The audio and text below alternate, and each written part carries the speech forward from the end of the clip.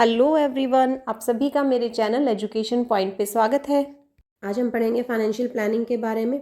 Financial planning एक ऐसा function है जो हर तरह के बिजनेस में परफॉर्म किया जाता है, चाहे वो बड़ा बिजनेस है, चाहे वो छोटा बिजनेस है, चाहे वो एग्जिस्टिंग बिजनेस है या फिर कोई न्यू बिजनेस है। फाइनेंशियल प्लानिंग फंक्शन को बहुत केयरफुली परफॉर्म किया जाना चाहिए, क्योंकि फाइनेंशियल प्लानिंग में हम दो चीज़ों को मेनली इंपॉर्टेंस देते हैं। First one is procurement of funds and utilization of funds. अगर हम एक अच्छा फाइनेंशियल प्लान बनाते हैं तो इसका मतलब हम बहुत कम रेट पे चीप सोर्सेज ऑफ फंड्स से पैसा ले सकेंगे और उसको प्रॉपर यूटिलाइज कर सकेंगे। Now meaning of financial planning. Different authors के डिफरेंट व्यूज हैं, इसलिए मीनिंग को दो ग्रुप्स में हम स्टडी करेंगे। फर्स्ट ग्रुप है narrow concept of financial planning, second view broader concept of financial planning. तो सबसे पहले नैरो कंसेप्ट को स्टडी करेंगे। नैरो कंसेप्ट में भी दो व्यूज़ हैं। फर्स्ट व्यू के अकॉर्डिंग ऑथर्स कहते हैं कि फाइनेंशियल प्लानिंग का मतलब है कि आप फोरकास्टिंग करो, एस्टिमेट करो कि फ्यूचर में बिजनेस को कितने फंड्स की रिक्वायरमेंट होने वाली है। और दूसरे व्यूज़ के अकॉर्डिंग फाइनेंशियल प्लानिंग का मतलब है कि कैपिटल स्ट्रक्चर डिसाइड करना किसी भी ऑर्गेनाइजेशन का। कैपिटल स्ट्रक्चर में हम प्रपोर्शन डिसाइड करते हैं कि वेरियस सोर्सेज जहाँ से आप फंड्स को रेज करोगे, जैसे इक्विटी शेयर्स हैं, प्रेफरेंस शेयर्स हैं, डिबेंचर्स हैं, तो इनसे फंड्स किस रेशो में रेज किया जाना चाहिए। यहाँ पे जो दोनों ही व्यूज़ हैं उसमें अब कुछ ना कुछ कमियां हैं। जैसे फर्स्ट व्यू है तो ये फाइनेंशियल रिक्वायरमेंट के ऊपर ही फोकस करता है, लेकिन कैपिटल स्ट्रक्चर को फोकस नहीं कर रहा है। जबकि जो सेकंड व्यू है वो फाइनेंशियल रिक्वायरमेंट को इग्नोर कर रहा है, सिर्फ कैपिटल स्ट्रक्चर के ऊपर फोकस कर रहा है। तो ये है broader concept of financial planning. Broader concept of financial planning में हम दो चीज़ों को फोकस कर रहे हैं। पहला एस्टिमेशन ऑफ फाइनेंशियल रिक्वायरमेंट और दूसरा determination of capital structure. Financial इसका मतलब यहाँ पे हमने किन किन चीज़ों को फोकस किया कि हमारे पास जो फाइनेंशियल रिक्वायरमेंट है उसको एस्टिमेट करना कि फ्यूचर में कितने फंड्स की रिक्वायरमेंट होने वाली है। सेकंड में हमने पढ़ा कि प्रपोर्शन ऑफ फंड्स जो आप डिफरेंट सोर्सेज से रेज करोगे वो कितना कितना होना चाहिए। थर्ड में हमने डिफरेंट पॉलिसीज बनाए जिसके अकॉर्डिंग हम ये चेक कर रहे हैं कि वेरियस सिक्योरिटीज से हम फंड्स को कैसे रेज करेंगे। और फोर्थ में हमने पढ़ा एक ऐसा सिस्टम डेवलप करना, ऐसा सिस्टम मेंटेन करना जिसके अकॉर्डिंग आप एलोकेशन और यूटिलाइजेशन ऑफ फंड्स को कंट्रोल कर सको, कि आपका जो फंड है वो प्रॉपर चीज़ों में ही यूटिलाइज हो, उसका वेस्टेज ना हो। Now what are the objectives of financial planning. Financial planning का फर्स्ट ऑब्जेक्टिव है कि आपको एडिक्वेट फंड्स अवेलेबल हो बिजनेस को रन करने के लिए। सेकंड ऑब्जेक्टिव है कि जो भी आप फंड रेज कर रहे हैं वो इस तरीके से रेज किए जाएं कि आपको कॉस्ट ऑफ कैपिटल मिनिमम आए, यानी कि उस सोर्सेज ऑफ फंड से कैपिटल रेज करने का जो कॉस्ट आता है वो कम से कम होना चाहिए। देन आपको ये इंश्योर करना है कि आपका जो कैपिटल स्ट्रक्चर है वो फ्लेक्सिबल होना चाहिए, ताकि आप अगर किसी भी सोर्स को हटाना चाह रहे हैं, यानी कि जो प्रोपोर्शन है इक्विटी, प्रेफरेंस और डिबेंचर्स का, अगर आप उसको चेंज करना चाह रहे हैं तो वो इजीली आप चेंज कर सकें। देन आपको ये इंश्योर करना है कि आपका जो कैपिटल स्ट्रक्चर है वो बहुत ही सिंपल होना चाहिए, ताकि इजीली हम उसको समझ सकें और कंट्रोल कर सकें। Than sufficient liquidity of funds, कि आपके पास जो फंड्स हैं वो जब आपको रिक्वायरमेंट है उस टाइम पे अवेलेबल हो सकें, जल्दी से आप उसको कैश में कन्वर्ट करवा सकें। टाइप्स ऑफ फाइनेंशियल प्लानिंग में 3 टाइप्स हैं: short term financial planning, medium term financial planning and long term financial planning. Short term financial planning के अंदर हम वर्किंग कैपिटल की रिक्वायरमेंट को स्टडी करते हैं और डिटरमाइन करते हैं कि कहाँ से आप वो फंड को रेज कर सकते हैं, यानी कि वर्किंग कैपिटल की रिक्वायरमेंट को कैसे फुलफिल कर सकते हैं। और साथ के साथ आप ये इंश्योर करेंगे कि बिजनेस के अंदर सफिशिएंट लिक्विडिटी बनी रहे। इस चीज़ को इंश्योर करने के लिए आप डिफरेंट बजट्स की हेल्प ले सकते हैं, जैसे सेल्स बजट बना सकते हैं, कैश बजट बना सकते हैं, या फिर प्रोजेक्ट यानी कि estimated profit and loss statements बना सकते हैं। जो फाइनेंशियल प्लान 1 साल के लिए बनाए जाते हैं, शॉर्ट टर्म फाइनेंशियल प्लान्स, तो इसमें बजटिंग का हम हेल्प करते हैं। ये मीडियम टर्म और लॉन्ग टर्म जो फाइनेंशियल प्लान्स हैं उसी के अकॉर्डिंग हम शॉर्ट टर्म फाइनेंशियल प्लान्स को बनाते हैं, ताकि ये शॉर्ट टर्म फाइनेंशियल प्लान्स आपके मीडियम टर्म फाइनेंशियल प्लानिंग में हेल्प करें। अब है medium term financial planning. Medium term financial planning वो 1 साल से ज़्यादा और 5 या 7 साल से कम के लिए करी जाती है। मीडियम टर्म फाइनेंस जो प्लानिंग की जाती है वो मेनली मेंटेनेंस ऑफ एसेट्स के लिए की जाती है, एडिशनल इक्विपमेंट्स अगर आपको परचेज करने हैं उसके लिए, या फिर अगर आपको एडिशनल वर्किंग कैपिटल की कभी रिक्वायरमेंट है तो उसको फुलफिल करने के लिए फाइनेंशियल प्लानिंग की जाती है मीडियम टर्म के लिए। Then long term financial planning. Long term financial planning आपके 5 साल या 7 साल से ज़्यादा के लिए की जाती है। ये लॉन्ग टर्म पर्सपेक्टिव से की जाती है, ताकि जो बिजनेस के लॉन्ग टर्म ऑब्जेक्टिव्स हैं उनको हम इजीली फुलफिल कर सकें। इसमें रिप्लेसमेंट ऑफ फिक्स्ड एसेट्स या कैपिटल स्ट्रक्चर को डिज़ाइन करना या कैपिटलाइजेशन या फिर रेजिंग एडिशनल कैपिटल को इंक्लूड किया जाता है ताकि आप बिजनेस को एक्सपेंड कर सकें। अब है प्रोसीजर ऑफ फाइनेंशियल प्लानिंग या फिर steps in financial planning. First step है डिटर्मिनेशन ऑफ फाइनेंशियल ऑब्जेक्टिव्स। एक अच्छा फाइनेंशियल प्लान बनाने के लिए सबसे इंपॉर्टेंट है कि सबसे पहले आप फाइनेंशियल ऑब्जेक्टिव्स को क्लियरली डिफाइन करो। फाइनेंशियल ऑब्जेक्टिव्स आप 3 टाइप्स में डिवाइड कर सकते हैं, जो अभी हमने पढ़ा, short term, medium term and long term. Short term objectives जो थे वो वर्किंग कैपिटल से रिलेटेड थे, और जो लॉन्ग टर्म ऑब्जेक्टिव्स हैं वो आपकी प्रॉफिटेबिलिटी को इंक्रीज करने से रिलेटेड होते हैं। Now second step is formulation of financial policies. Second step financial planning में फॉर्मुलेशन ऑफ पॉलिसीज है, जिसके अंदर आप procurement of funds, allocation of funds या फिर यूटिलाइजेशन ऑफ फंड्स से रिलेटेड पॉलिसीज बनाते हैं। मैनेजमेंट जो है वो टॉप मैनेजमेंट एडवाइस देती है फाइनेंशियल मैनेजर को कि वो किस तरीके से इसके ऊपर काम कर सकता है। तो ये जो पॉलिसीज़ हैं ये फाइनेंशियल मैनेजर के लिए एक एडवाइस का काम करेंगे, जिसके अकॉर्डिंग वो अपनी वर्किंग्स कर सकता है कि किस तरीके से वर्किंग कैपिटल को अरेंज करना है, किस तरीके से कैपिटल स्ट्रक्चर को डिज़ाइन करना है। नेक्स्ट है फॉर्मुलेशन ऑफ प्रोसीजर्स। जो भी पॉलिसीज़ हम बनाते हैं उनको प्रोसीजर्स की फॉर्म में क्लैरिफाई करना चाहिए, ताकि हर एक सबऑर्डिनेट को ये पता हो कि उसे क्या वर्किंग्स करनी है। प्रोसीजर्स जो हैं वो एक्शंस के लिए इंपॉर्टेंट है, क्योंकि प्रोसीजर्स एक डिटेल प्लान होता है जिसमें क्लियरली मेंशन किया जाता है कि आपको क्या क्या काम करना है। फाइनेंशियल प्रोसीजर्स में फाइनेंशियल एग्जीक्यूटिव्स एक कंट्रोल सिस्टम को डिज़ाइन करते हैं, जिसके अकॉर्डिंग स्टैंडर्ड ऑफ परफॉर्मेंसेस जो हैं वो डिज़ाइन किए जाते हैं, सेट किए जाते हैं, और फिर उनको एक्चुअल परफॉर्मेंसेस से कंपेयर किया जाता है। अगर कोई डेविएशन हो तो फिर डेविएशंस को कंट्रोल करने के लिए नेसेसरी एक्शंस भी लिए जाते हैं। Next is provision and flexibility. जो हम ऑब्जेक्टिव सेट करते हैं, पॉलिसीज़ बनाते हैं और प्रोसीजर्स बनाते हैं, इसके बावजूद भी फाइनेंशियल प्लान जो हमारा है उसके अंदर एक फ्लेक्सिबिलिटी हमें रखनी होती है, क्योंकि फाइनेंशियल प्लानिंग जो है ये कॉन्टिन्यूस फंक्शन है जो कि लगातार बिजनेस में होता रहता है, और ये अकॉर्डिंग टू सिचुएशंस होता है। जैसे ही आपके बिजनेस की कोई सिचुएशन या एक्सटर्नल एनवायरनमेंट चेंज हो जाता है तो आपको अपनी पॉलिसीज़ के अंदर, फाइनेंशियल प्लान्स के अंदर चेंजेस करने चाहिए। नाउ करेक्टरिस्टिक्स और principles of a sound financial system. जो आपका एक अच्छा प्लान है उसके अंदर क्या क्या क्वालिटीज़ होनी चाहिए, क्या क्या करेक्टरिस्टिक्स उसमें होनी चाहिए। फर्स्ट करेक्टरिस्टिक है सिंप्लिसिटी। आपका जो फाइनेंशियल प्लान है वो सिंपल होना चाहिए ताकि इजीली हर कोई इसको समझ सके। आपका जो कैपिटल स्ट्रक्चर है वो भी इजीली मैनेज किया जा सके। उसके अंदर बहुत ज़्यादा सिक्योरिटीज़ नहीं होनी चाहिए, क्योंकि अगर बहुत ज़्यादा टाइप ऑफ सिक्योरिटीज़ को आप उसमें इंक्लूड करोगे तो जो इन्वेस्टर्स हैं उनके माइंड में आएगा कि कुछ ना कुछ यहाँ पे इस बिजनेस में गलत है, जो इन्होंने अलग अलग टाइप ऑफ सिक्योरिटीज से फंड्स को रेज किया हुआ है। Next one is foresight. Financial plan जब भी आप बनाते हैं तो वो फ्यूचर की रिक्वायरमेंट्स को देख के हमें बनाना चाहिए कि फ्यूचर में कंपनी के प्रोडक्ट्स की कितनी रिक्वायरमेंट होने वाली है, कितना टेक्नोलॉजिकल इनोवेशन होने वाला है, आपको अपने बिजनेस को कॉन्टिन्यूसली रन करने के लिए कितने फंड्स की रिक्वायरमेंट होने वाली है। तो इसी तरीके से fixed asset requirement, fixed capital में और वर्किंग कैपिटल की जो रिक्वायरमेंट्स हैं उन दोनों को ही हम स्टडी करेंगे। Next is optimum use of funds. जब भी आप फाइनेंशियल प्लान बनाते हैं तो सबसे ज़्यादा कोशिश हमें यही करनी है कि हमने जो फंड्स रेज किए हैं उन फंड्स को ऑप्टिमली यूज़ किया जाए, बहुत अच्छे तरीके से यूज़ किया जाए।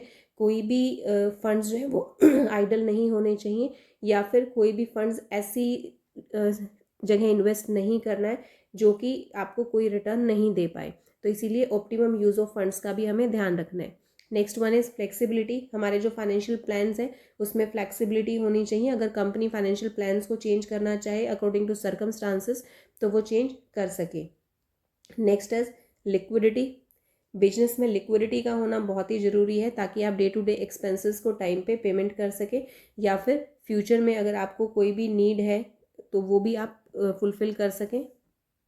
अगर आपके बिजनेस में लिक्विडिटी है तो इसका मतलब आपकी क्रेडिट वर्दीनेस भी इंक्रीज़ होती है और इससे आपकी बिजनेस की रेपुटेशन भी इंक्रीज़ होती है। Next one is economical. जो भी फाइनेंशियल प्लान हम बनाते हैं वो इस तरीके से बनाना चाहिए ताकि जो कॉस्ट ऑफ रेजिंग कैपिटल है वो आपका कम से कम आए।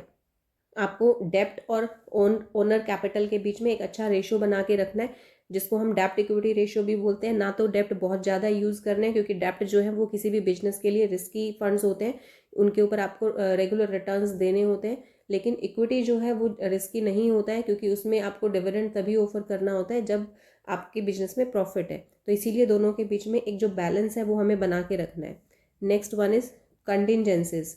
एक फाइनेंशियल प्लान जो है वो रिक्वायरमेंट ऑफ फंड्स के अकॉर्डिंग होना चाहिए कि अगर बिजनेस के अंदर कोई कॉन्टिजेंसी हो जाती है या कोई अनसीन इवेंट आ जाता है तो उस टाइम पे जो एकदम से रिक्वायरमेंट अराइज होती है फंड्स की वो हम पूरी कर सकें। Next is adequate system of control. जो भी आपका फाइनेंशियल प्लान है वो इस तरीके से बना होना चाहिए कि वो एक बिजनेस के अंदर सिस्टम डेवलप हो कि आपके जो फंड्स हैं वो अच्छे से आप कंट्रोल कर पाओ। Next one, suitable to organizational structure. आपका जो फाइनेंशियल प्लान है वो आपके ऑर्गेनाइजेशनल स्ट्रक्चर के अकॉर्डिंग होना चाहिए, यानी कि साइज ऑफ बिजनेस के अकॉर्डिंग होना चाहिए। जैसा कि हमने पढ़ा कि जो फाइनेंशियल प्लानिंग है वो किसी भी बिजनेस के लिए बहुत ही इंपॉर्टेंट होती है और ये हमें बहुत ही केयरफुली डिज़ाइन करनी चाहिए क्योंकि इसका जो इम्पैक्ट आएगा वो लॉन्ग टर्म इम्पैक्ट आता है।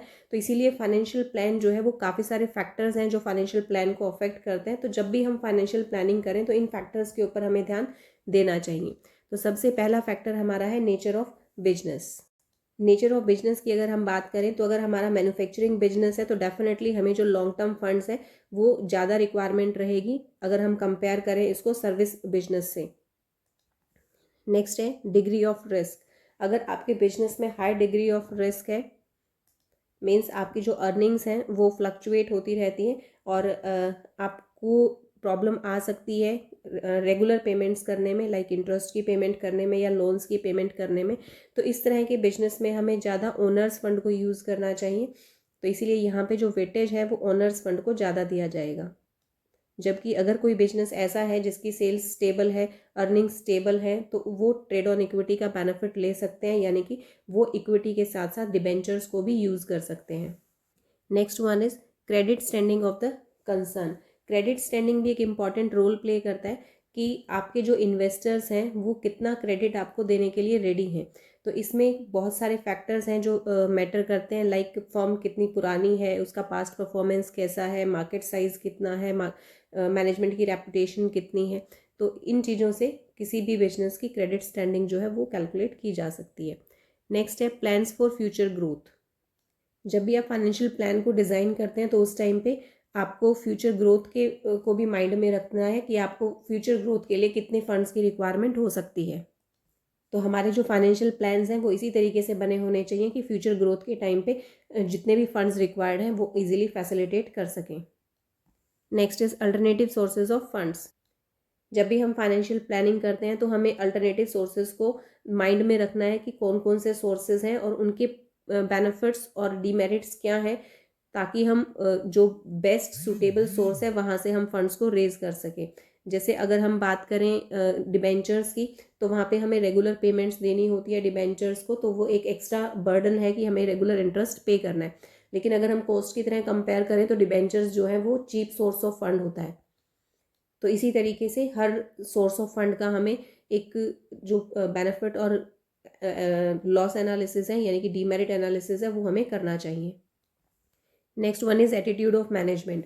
फाइनेंशियल प्लानिंग में एटीट्यूड ऑफ मैनेजमेंट भी एक इंपॉर्टेंट रोल प्ले करता है। अगर आपका मैनेजमेंट जो है वो रिस्क बियरिंग है और बिजनेस को इजीली कंट्रोल करना चाहता है, रिस्क लेना चाहता है, तो वो बोरोड फंड्स को ज़्यादा प्रेफरेंस देगा। लेकिन अगर आपका जो मैनेजमेंट है वो रिस्क नहीं बियर करना चाहता तो वो मोस्टली इक्विटी फंड्स को रेज करेगा। Next one is government policies and control. जब भी आप फाइनेंशियल प्लानिंग करते हैं या फंड्स को रेज करते हैं तो उस टाइम पे गवर्नमेंट के रूल्स एंड रेगुलेशंस को देखना भी बहुत ही इंपॉर्टेंट है, क्योंकि government time to time rules and regulations को चेंज करती रहती है। तो इसीलिए जब भी आपको कुछ फंड्स रेज करने हैं तो आपको गवर्नमेंट के रूल्स को चेक कर लेना चाहिए। इसी तरीके से अगर आप शेयर्स को इशू करना चाहते हैं तो stock exchange board of India के जो भी गाइडलाइंस हैं हमें उसको फॉलो करना पड़ेगा। Next, change in technology, consumer taste and competitive factors. तो जो सिचुएशंस हैं वो या फिर हम एक्सटर्नल एनवायरनमेंट कहें बिजनेस का, तो वो मोस्टली चेंज होता रहता है। तो उसी के अकॉर्डिंग हमारे जो फाइनेंशियल प्लान्स हैं उनके ऊपर भी एक एडिक्वेट इफेक्ट आता है। तो उसी के अकॉर्डिंग हमें फाइनेंशियल प्लान्स को चेंज करना चाहिए। Now what are the significance या importance of financial planning. Financial planning की इंपॉर्टेंस है, फर्स्ट है helpful in the efficient operation of business activities. कि बिजनेस की कोई भी एक्टिविटीज़ है, चाहे वो प्रोडक्शन है चाहे वो मार्केटिंग है, तो सभी एक्टिविटीज़ आपकी अवेलेबिलिटी ऑफ फंड्स के ऊपर ही डिपेंड करती है और जो फंड्स हैं वो हमें फाइनेंशियल प्लानिंग के थ्रू प्रोवाइड किए जाते हैं। Then ensures liquidity. लिक्विडिटी को दो तरीके से हम कर सकते हैं। फर्स्ट इज शॉर्ट टर्म डेब्ट को पेमेंट करना और लॉन्ग टर्म डेब्ट्स को पे करना। तो शॉर्ट टर्म लिक्विडिटी और लॉन्ग टर्म लिक्विडिटी दोनों ही हमारे लिए इंपॉर्टेंट है। तो फाइनेंशियल प्लानिंग जो है वो हमें लिक्विडिटी प्रोवाइड करती है, चाहे वो शॉर्ट टर्म लिक्विडिटी है, यानी कि हमें सुटेबल फंड्स प्रोवाइड करती है, सफिशिएंट फंड्स प्रोवाइड करती है ताकि हम अपनी जो डेब्ट्स हैं उनको टाइम पे कर सकें। Next is helpful in proper capitalization. Financial planning दोनों ही रिक्वायरमेंट्स को पूरा कर रही है, चाहे वो प्रेजेंट के लिए कैपिटल हो या फिर फ्यूचर के लिए कैपिटल की रिक्वायरमेंट हो। अगर आपको फिक्स्ड एसेट्स या फिर वर्किंग कैपिटल की रिक्वायरमेंट है तो वो भी जो फाइनेंशियल प्लानिंग है वो हमारी फुलफिल करती है। जो फाइनेंशियल प्लानिंग है वो रेगुलरली चेक करेगी कि हमारा जो बिजनेस है वो ना ही ओवर कैपिटलाइज्ड होना चाहिए ना ही अंडर कैपिटलाइज्ड होना चाहिए। ओवर कैपिटलाइज्ड मतलब कि आपके पास ज़रूरत से ज़्यादा पैसे हैं जो कि आइडल पड़े हैं, जो बेकार में आपके लिए कॉस्ट जनरेट कर रहे हैं। और अंडर कैपिटलाइजेशन का मतलब है कि आपके पास जितनी रिक्वायरमेंट है फंड्स की उससे कम फंड्स हैं, तो इससे आप अपना जो वर्क है वो रेगुलर नहीं कर पाओगे। नेक्स्ट है हेल्पफुल इन optimum capital structure. Financial planning एक अच्छा कैपिटल स्ट्रक्चर बनाने में हमारी हेल्प करता है, जिसमें वो एक जो बेस्ट रेशियो है डेब्ट और इक्विटी की उसको एस्टैब्लिश करने में हेल्प करेगा ताकि ट्रेड ऑन इक्विटी का बेनिफिट मिल सके। ट्रेड ऑन इक्विटी का मतलब होता है कि डिबेंचर्स को यूज़ करके इक्विटी के रिटर्न को इंक्रीज करना। Next one is helpful in proper utilization of funds. Financial planning funds provide भी करता है और साथ के साथ ये भी इंश्योर करता है कि आप उन फंड्स को जो यूज़ कर रहे हैं उनको एक प्रॉपर तरीके से यूज़ करें ताकि बिजनेस के जो रिटर्न्स हैं वो रिटर्न्स मैक्सिमम हो सके। Next is helpful in expansion of business. Financial planning business के एक्सपेंशन में भी हेल्पफुल है ताकि क्योंकि ये आपको एडिक्वेट फंड्स प्रोवाइड करता है जब भी आपको रिक्वायरमेंट होती है। Now what are the limitations of financial planning. First limitation है difficulty in forecasting. Financial planning जो है वो फ्यूचर के लिए फोरकास्टिंग की जाती है कि आपको फ्यूचर में कितने फंड्स की रिक्वायरमेंट होने वाली है, और ये जो फोरकास्टिंग है ये कई बार गलत हो जाती है, जिससे हमारे पास फंड्स जो हैं वो या तो अंडर कैपिटलाइज्ड रह जाते हैं या फिर हम ओवर कैपिटलाइज्ड हो जाते हैं। Second is difficulty in change. कई बार ऐसी सिचुएशंस आ जाती हैं कि हम अपने फाइनेंशियल प्लान को चेंज नहीं कर पाते हैं। फॉर एग्जांपल, अगर आपने अपनी एसेट्स में ह्यूज कैपिटल इन्वेस्ट कर दिया, रॉ मटेरियल को ऑलरेडी आप परचेज कर चुके हो या फिर लेबर आप लगा चुके हो, तो इसमें इस टाइप की फंड को रिवर्स करना मुश्किल हो जाता है। तो कई बार ऐसे सिचुएशंस हो जाते हैं कि आपके जो फंड्स हैं वो इरिवर्सिबल हो जाते हैं, और कई बार जो मैनेजमेंट है उसके एटीट्यूड की वजह से भी फाइनेंशियल प्लान को चेंज करना मुश्किल हो जाता है। Next is lack of coordination. Lack of coordination मतलब फाइनेंशियल प्लानिंग जो है वो सभी डिपार्टमेंट्स के कोऑर्डिनेशन से ही बन सकती है। फॉर एग्जांपल, अगर हम एसेट को परचेज करना चाहते हैं प्रोडक्शन के लिए, तो ये आपके प्रोडक्शन डिपार्टमेंट में यूज़ होने वाली है, but it also includes funds. इसके लिए भी आपको फंड्स की रिक्वायरमेंट है। अगर आप एडवर्टीजमेंट करना चाहते हैं अपने किसी प्रोडक्ट की, तो ये मार्केटिंग डिपार्टमेंट का काम है, लेकिन इसके लिए भी आपको फंड्स की रिक्वायरमेंट है जो आपको फाइनेंशियल मैनेजमेंट या फाइनेंस डिपार्टमेंट जो है वो प्रोवाइड करेगा। तो अगर आपके डिपार्टमेंट्स में कोऑर्डिनेशन नहीं है तो आपकी फाइनेंशियल प्लानिंग जो है वो एक अच्छी फाइनेंशियल प्लानिंग नहीं हो सकती। Now determination of financial need of a business. एक बिजनेस की फाइनेंशियल नीड्स को दो पार्ट्स में स्टडी किया जाएगा, फिक्स्ड कैपिटल रिक्वायरमेंट और working capital requirement. Fixed capital requirement यानी कि उन एसेट्स में इन्वेस्ट करना जो कि लॉन्ग टर्म है, और वर्किंग कैपिटल रिक्वायरमेंट यानी कि उन एसेट्स में इन्वेस्ट करना जो कि 1 ईयर के अंदर अंदर कैश में कन्वर्ट हो जाएंगी, या फिर वर्किंग कैपिटल वो है जो आपको अपने डे टू डे बिजनेस को रन करने के लिए कैपिटल की रिक्वायरमेंट होती है।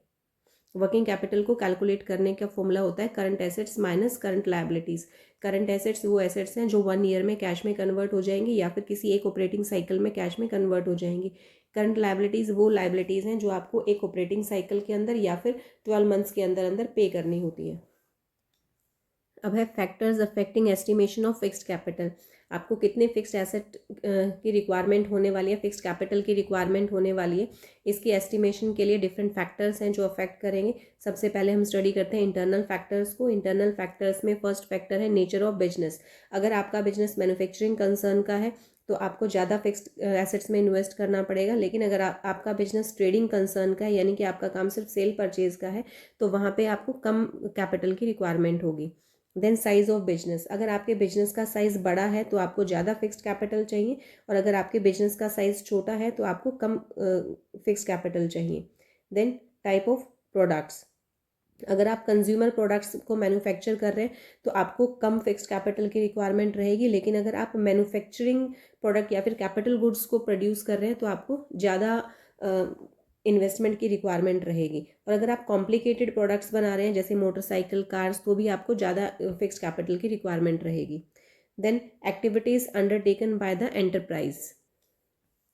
अगर कोई बिजनेस सभी एक्टिविटीज़ को अपने ही बिजनेस में परफॉर्म करता है, उस प्रोडक्ट के सभी पार्ट्स जो हैं वो अपने ही बिजनेस में बनाता है, तो डेफिनेटली उसको ज़्यादा फिक्स्ड कैपिटल की रिक्वायरमेंट रहेगी। देन मोड और एक्विजिशन ऑफ फिक्स्ड एसेट्स। अगर आपको फिक्स्ड एसेट्स लीज पे अवेलेबल हो जाती है या फिर रेंट पे अवेलेबल हो जाती है तो उस केस में आपको कम फिक्स्ड एसेट्स की रिक्वायरमेंट, फिक्स्ड कैपिटल की रिक्वायरमेंट रहेगी। अदरवाइज आपको वो परचेज करना पड़ेगा और आपको ज़्यादा फिक्स्ड कैपिटल की रिक्वायरमेंट होगी। Next is acquisition of old assets. अगर आपको अपने बिजनेस में कोई ओल्ड एसेट मिल जाती है जो कि सेटिस्फैक्ट्री कंडीशन में है, जिसको आप अपने बिजनेस में यूज़ कर सकते हैं, तो डेफिनेटली आपकी जो फाइनेंशियल फिक्स्ड कैपिटल की रिक्वायरमेंट है वो कम हो जाएगी। Then availability of fixed assets और एट कंसेशन रेट्स। अगर आपको फिक्स्ड एसेट्स कंसेशंस पे मिल रहे हैं, यानी कि डिस्काउंट पे अगर आपको मिल रही है या फिर गवर्नमेंट आपको प्रोवाइड कर रही है, तो वहाँ पे आपकी फिक्स्ड कैपिटल की रिक्वायरमेंट जो है वो कम हो जाती है। अब बात करेंगे एक्सटर्नल फैक्टर्स की। एक्सटर्नल फैक्टर्स में फर्स्ट फैक्टर है जनरल इकोनॉमिक आउटलुक। अगर आपकी इकोनॉमी जो है वो डिप्रेशन से ग्रो कर रही है तो आपकी जो बिजनेस एक्टिविटीज़ हैं वो भी इंक्रीज़ होंगी डेफिनेटली, और बिजनेस एक्टिविटीज़ जैसे जैसे आपकी इंक्रीज़ होंगी वैसे वैसे आपको फिक्स्ड कैपिटल की जो रिक्वायरमेंट है वो भी बढ़ती चली जाएगी। Then technological change. अगर मार्केट में कोई न्यू टेक्नोलॉजी आई है तो डेफिनेटली आपको फिक्स्ड कैपिटल की जो रिक्वायरमेंट है वो ज़्यादा हो जाएगी, क्योंकि आप जो टेक्नोलॉजी यूज़ कर रहे हैं वो ओल्ड हो गई है, आउटडेटेड हो गई है, तो आपको उसे न्यू वन से रिप्लेस करना पड़ेगा। Then degree of competition. जितना ज़्यादा कंपटीशन होगा उतनी ज़्यादा फिक्स्ड कैपिटल की रिक्वायरमेंट होगी। Then shift of consumer preferences.